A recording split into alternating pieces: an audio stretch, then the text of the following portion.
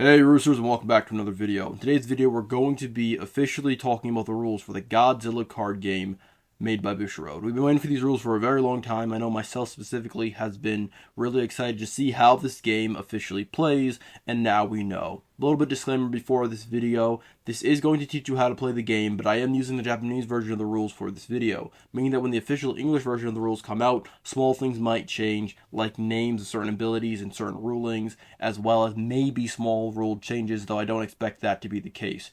Just putting it out there so you know that maybe things might be different when you finally get your hand on your own rule book or your own how to play video or guide or your own cards. Some things might not say the words that I'm saying in today's video, but the rules should be the same. So in the Godzilla card game, you play as a monster trying to advance to victory, and you're going to play battle cards to try to counter your opponent's monsters. You're going to gain anger to protect your own monster. You're going to evolve throughout the game, advance, and use strategy cards to hopefully achieve victory. Now that sounds really interesting, so let's get into exactly how you enact these plans to hope to win a game of Godzilla. Before you start playing, there are a couple things you're going to need to bring to the game and a couple things you may want to bring to the game. So the first things you're going to need is at least a 4-card monster deck containing a monster card from level 1 through 4, no more than one copy of any one card, as well as they all need to be the same color of card. In the first set of the game colors, there are only 3 colors, blue, red, and gray, and your deck can only include blue or red monsters as cards as well as gray cards. You'll also gain a 50-card main deck, which again the same rules apply. You can only play one color and gray or white cards rather within that deck with no more than 4 copies of any one card. Within that deck you'll find battle cards, strategy cards, and even monster cards that you'll use to help yourself gain victory. You'll also need a set-aside pile of a couple rage cards. Rage cards are going to act like tokens, and they're going to help you protect your monster throughout the game. You don't need any specific amount, but you do want to have enough that if you ever need to gain more, you won't run out of tokens or rage cards. You probably would want also a playmat for playing the game, because of the fact that positioning of your cards are very important in this game, and although you do not need one specifically, one will very much help you to move your way through the first game, and even for more experienced players, I wouldn't be surprised if it was something that everybody had. And then, of course, you may also want some protective sleeves for your cards if you do want to keep your cards safe and protected. Thankfully, most of what I just mentioned, almost all of it other than protective sleeves, can be found within the starter decks that are releasing with the booster set. So if you pick up either the Heisei Versus set or the Godzilla -1 set, you'll have everything you need to play the game right out of the box. Let's take a quick look at deck building, because deck building is pretty simple in this game, but there are some rules that maybe you wouldn't have expected that you do need to know when customizing your own deck.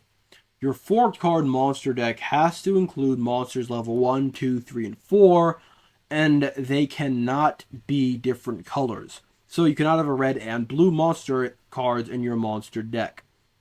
Your main 50-card deck can have no more than 4 copies of any one card, as well as all cards within your deck have to be the same one color, as well as gray/white neutral cards. So you have to choose either white or blue, or red or blue, and of course gray neutral cards as well.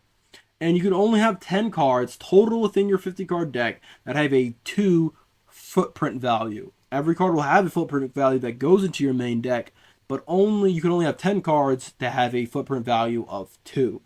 Now, it's also important to note you're going to need a couple rage cards. Starter decks comes with 6, but there is really no limit to the amount you can bring to the game, but you probably do need enough to be able to get them and gain them whenever you need to throughout the game.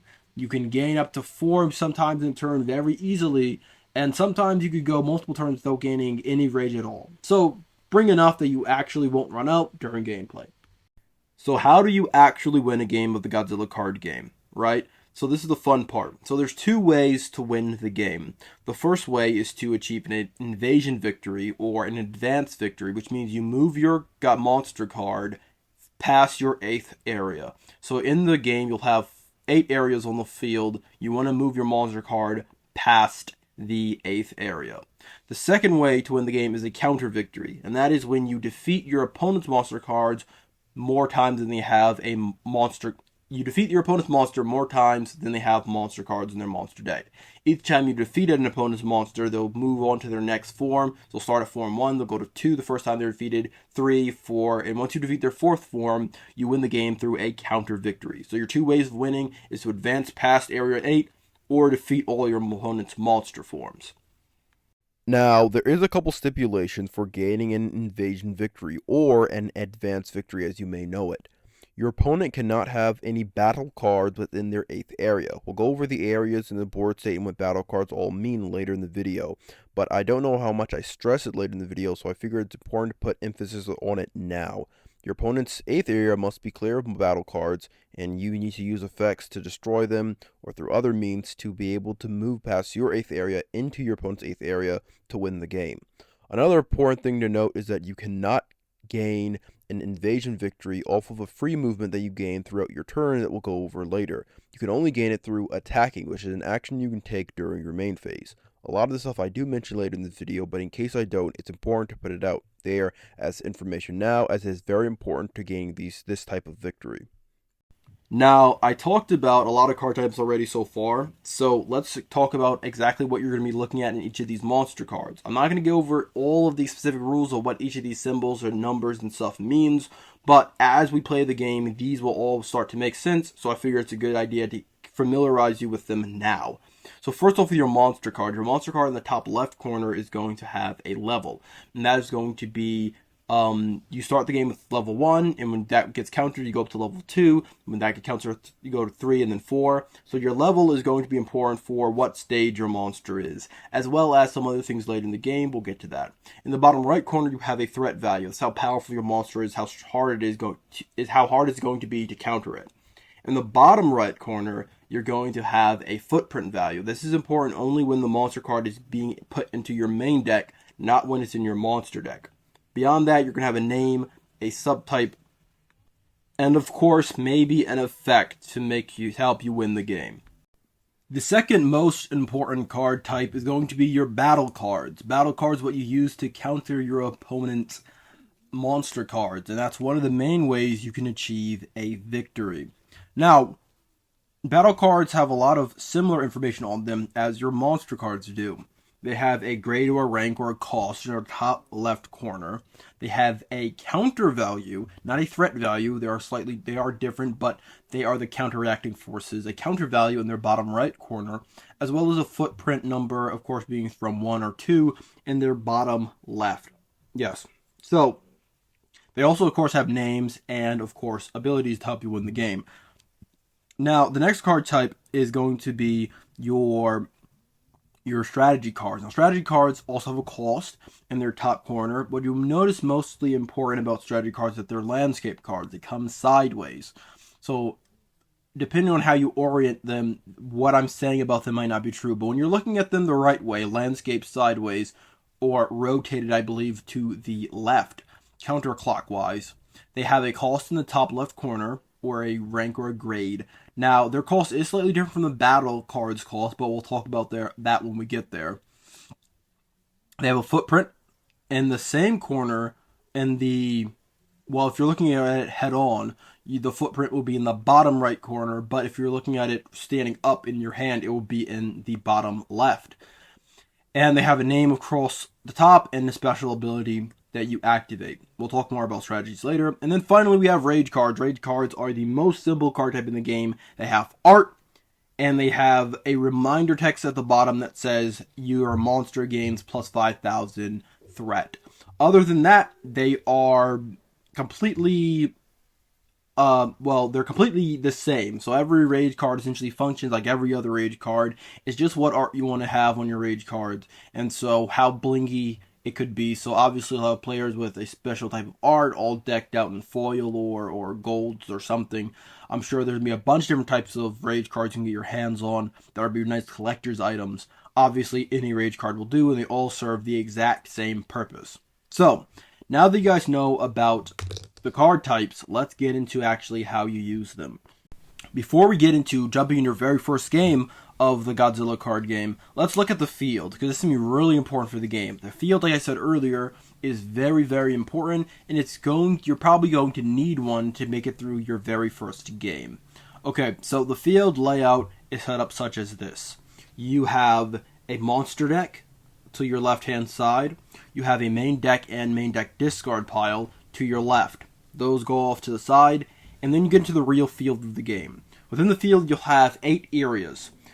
Area 1 will start right next to your monster deck to make it easier, and then your first 5 areas will be laid out in a linear line horizontally going towards your discard pile.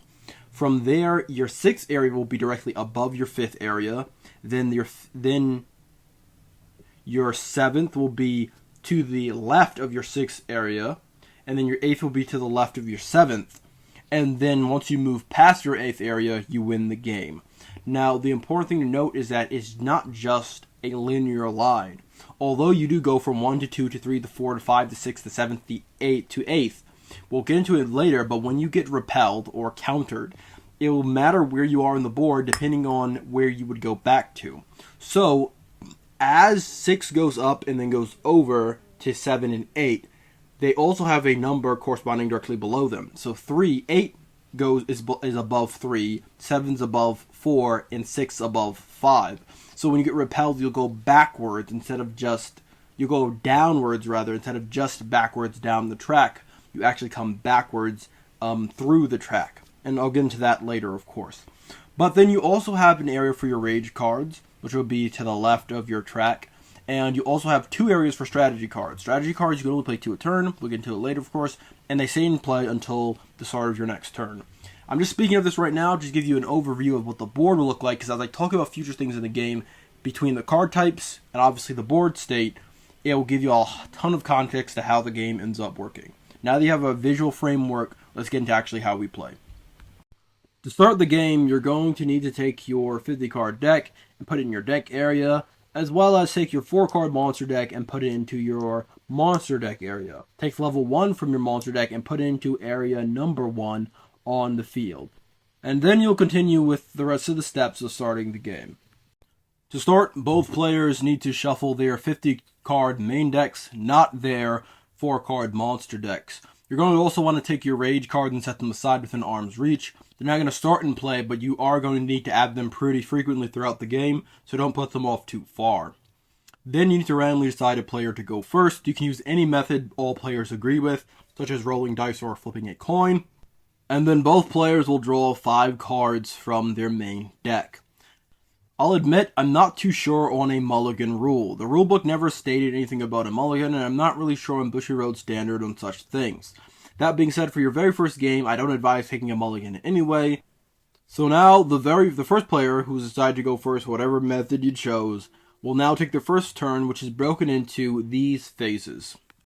You have 4 phases in a turn, the first one being the start phase. This is a very simple phase. You simply discard all your strategy cards, put them into your discard pile, and you put all your rage cards that you've accumulated on the previous turn back outside of the game and remove them from play. Then you'll also draw cards equal to your opponent's monster level. At the start of the game, I told you how you'll put your level 1 monster into play, which means at the start of the game, even if you go first, you draw 1 card because your opponent's monster level is 1. But as you're able to counter or repel your opponent's monster, you'll be able to draw more and more cards in this phase.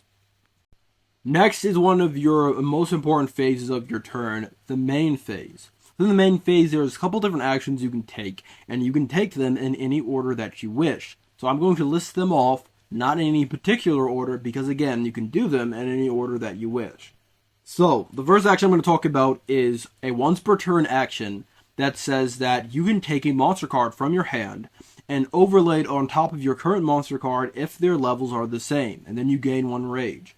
So you can put monster cards within your deck, and if you draw them, you can, if their level matches your current monster's level, you can overlay them, and this will give you maybe a boost in threat value or even a new effect.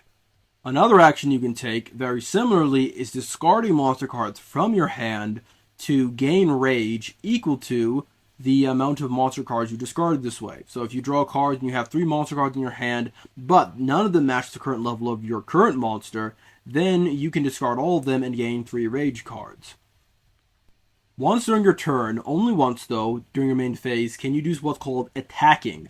Attacking is a very important action to take during your turn in which you discard a card from your hand and move your monster spaces equal to the discarded card's footprint value. Now, this is the only way you can move past your 8th area. So during your turn, we'll get into it a little bit later, you'll get 1 free move, but that cannot move you past your 8th area and win you the game. Attacking is the only way to gain an invasion or a advanced victory and win you the game. Another important thing to remember about attacking is that in your deck you only have 10 cards with a footprint value of 2. As well as when your monster moves spaces, any battle cards that you have in play that your monster moves into the same area as are destroyed. We're going to talk about playing battle cards in a little bit, but just remember, when you're attacking and you're moving during your turn, when you move into space with another battle card, the battle card that was in there is trampled and thrown into your discard pile. The next action is to actually play a battle card, and playing battle cards is really simple. Battle cards, like I said, have a grade within the top left corner of their cards, and that's the area number your opponent's monster must be in for you to play this card. So if your opponent's monster is in area 4, you can play any number of monster cards from your hand that have a grade of 4 or less. There is no limitation on the name of the battle card you play. So you can play a Godzilla battle card if your monster is Godzilla, and if you have 3 other Godzillas on the field and they're all the same exact card, like the same exact name and card number, you can have as many as you want on the field as long as you meet the grade requirement. The grade is not a cost, it's a threshold, a requirement that you have to meet. Another important thing is that your monsters are played into areas on your board. Like I mentioned when I talked about attacking, you play them into areas, and they cannot occupy an area with a monster card or another battle card. If you do want to get rid of a battle card, you can discard the old one and play a new battle card over top of it. And so you can get rid of your old battle cards. Your board doesn't necessarily get clogged up, but you do have a limit of realistically 7 battle cards that you can ever have in play at one time. And then the final action you can take during your turn is to play a strategy card. Now, the strategy card has a grade as well in the top left corner, but this grade is referring to the area your monster occupies, not your opponent. So when playing a battle card, if your opponent is in area 4, of course that's the grade you want to meet.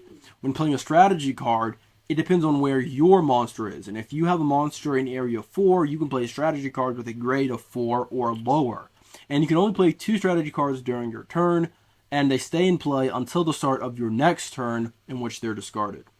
And that's the actions you can take during your main phase. And this is where the meat of the game really happens. It's important to remember the different requirements and limitations of each of these different actions, such as playing a strategy card being only twice a turn, attacking and moving your monster only once a turn, as well as the fact that you can play as many battle cards as you want during your turn as long as you meet the grade requirements. It might take a little bit to get your head wrapped around it, but once you do, it is very simple to play all your monsters, move during your turn, and so on and so forth. Your third phase is your counter phase, and this is where you're going to try to attempt to gain a counter victory. So the way you do this is simply count up the counter value on all your battle cards currently in play and compare to your opponent's monster's threat value. And remember, of course, to keep into account any strategy cards and rage cards that will increase your opponent's monster's threat value. If your counter value meets or exceeds your opponent's threat value, then their monster is countered. And if their monster is countered, then they have to take the next monster level from their monster deck and replace the current monster that they have, as well as if they're in certain areas on the board, they will be repelled backwards down the track. The way that works is simply take your monster card, and if you're in the 8th area, you'll go back to area 3. If you're in the 7th area, go back to area 4. And if you're in the 6th area, you'll go back to area 5. This is, of course, generally where a good playmat would come in, because this is not something you may be able to remember off the top of your head, especially playing the game for the first time. The playmats are very nice with reminders of where your monster goes when they are being repelled. It's important to note that if your monster is not in area 6, 7, or 8 and is repelled, they do not move backwards any amount of spaces. So if you're in area 3 and you are repelled, you move from monster level 1 to monster level 2, but you do not, in fact, go backwards to area 2. It's also important to note that if your 4th monster level is repelled or countered, then you lose the game. That's one of your ways your opponent can win, by gaining a counter victory. It's also really important to say that there is no negative for failing to counter your opponent's monster. So during the counter phase, if you add up all the counter value on your current monsters and battle cards in play, and it does not even come close to your opponent's monster card, there is no negative or drawback or penalty for quote-unquote trying to counter your opponent's monster. Which means this phase isn't necessarily an action that you take, but rather just an automatic part of the game. You just to check to see if your counter value is higher, and if it is, you repel your counter your opponent's monster.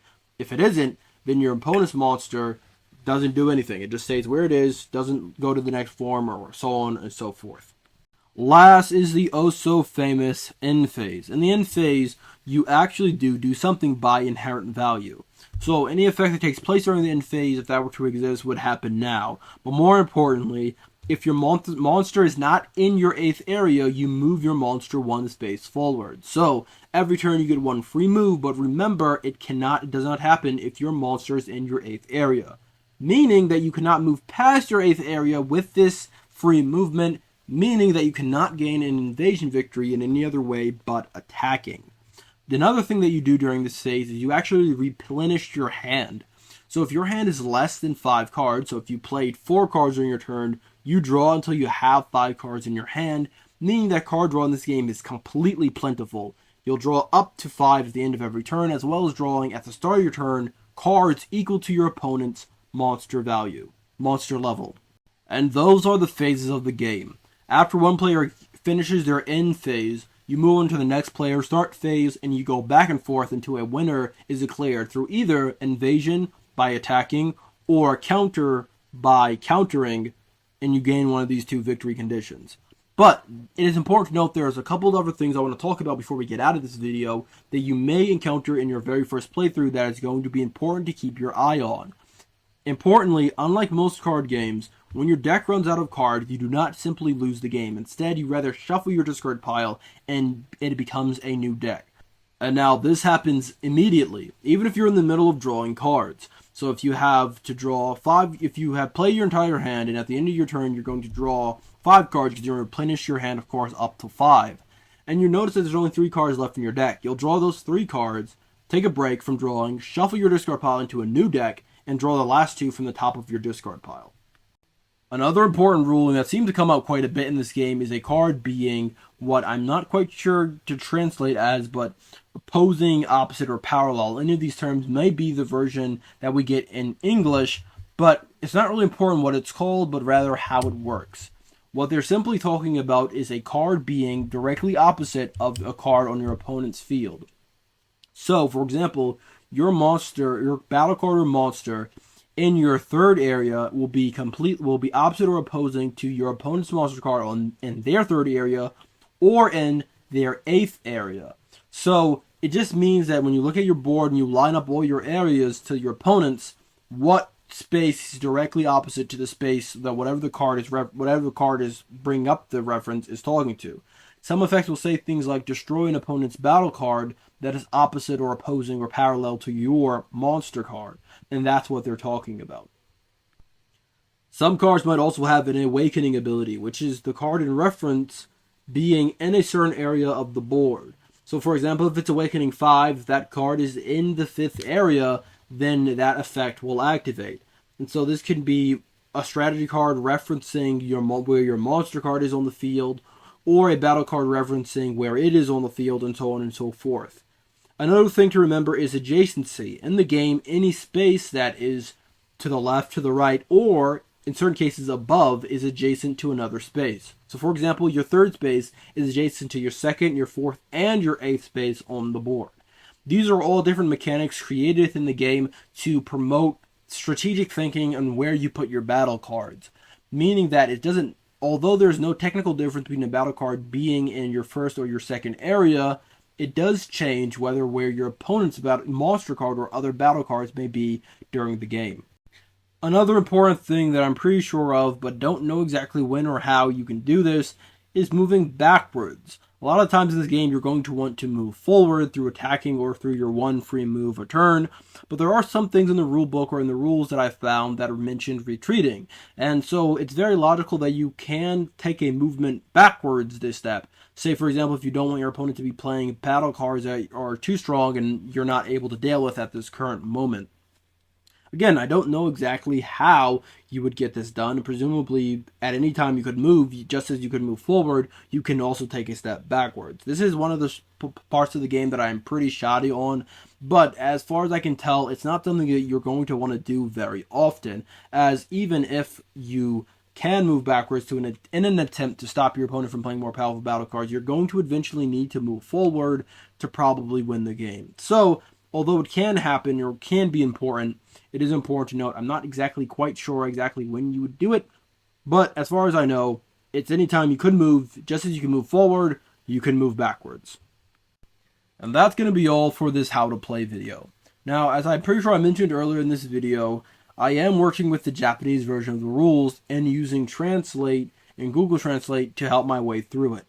Not that the rules are too complicated. I do think, though, there may be some things that I've missed in terms of the naming scheme of certain effects and abilities and rulings that might change as the English version of the rules eventually come out. But this video is mostly for anybody who's really excited for how to play and is really wondering how that works. I do believe this video does go over everything you need to know to play your very first game of the Godzilla card game, and it is mostly a news update to talk to anybody again who's really excited like I was to finally get their hands on the official rules so they know how the game is played as it comes out within like next week or by the end of this week by the time I upload this video probably. That being said, I hope to see you guys in the future Godzilla card game videos, whether I'm making a follow-up video to this video to explain rulings that I messed up or missed, or maybe when I finally get my hands on some cards myself to open up and show you guys all on this channel. Either way, I hope to see you guys there because it's going to be a fun time.